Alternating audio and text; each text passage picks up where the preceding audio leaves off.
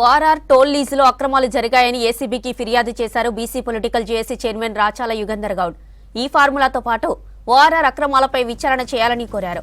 IRB infrastructure, Kitex garments కంపెనీలకు 30 ఏళ్ల పాటు లీజుకి ఇచ్చారని తెలిపారు. 25 కోట్ల ఎలక్టోరల్ బాండ్స్ ఇచ్చినందుకే 30 ఏళ్లు ఓఆర్ఆర్ మెయింటెనెన్స్ ఇచ్చారని ఆరోపించారు. ఇందులో క్విడ్ ప్రోకో జరిగిందన్న సంగతి స్పష్టంగా తెలుస్తోందన్నారు.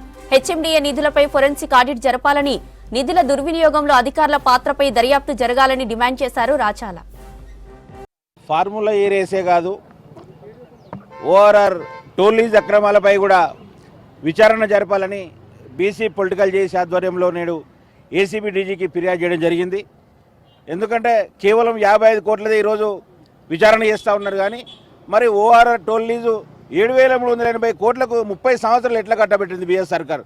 మళ్ళీ ఐఆర్బీ సంస్థ వాళ్ళకి ఇచ్చినందుకు 25 కోట్ల ఎలక్టోరల్ బాండ్ కానీ పార్టీకి ఇచ్చింది.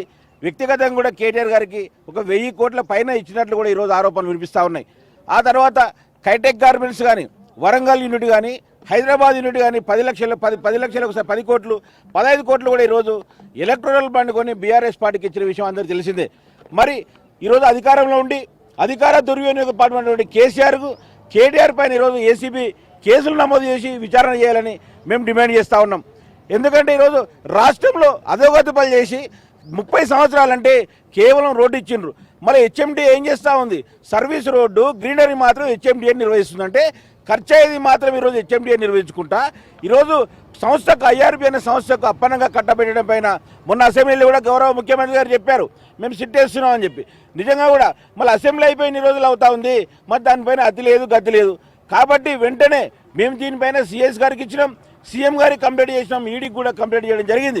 మళ్ళీ ఇవాళ ఏసీబీ డీజీ కూడా కంప్లైంట్ చేసినాం. దీనిపైన కూడా సమగ్ర విచారణ జరిపి బాధ్యులు ఎవరైనా సరే చట్టపరమైన చర్యలు తీసుకోవాలి. మొన్న కేటీఆర్ వచ్చినట్టు చూసినాం, వచ్చి లోపలికి వెళ్ళకుండా లొటపీస్ కోసం అంటున్నావు. మళ్ళీ లొటపీస్ కేసు అయితే నీకు అంత భయం ఎందుకు కేటీఆర్? మళ్ళీ లోపలికి వెళ్ళకుండా మళ్ళీ అడ్వకేట్లు లేవు అనుమతించాలంటున్నావు కదా. సంతకం పెట్టినప్పుడు ఏ అడ్వకేట్ని సంప్రదించి సంతకం పెట్టినావు? మీద పోలీస్ వ్యవస్థ నమ్మకం లేదా నీకు? 10 ఏళ్ళు మీరే చెప్పారు కదా, పోలీసులను పటిష్టంగా చేసినాం దేశం లేని విధంగా తెలంగాణ రాష్ట్రంలో.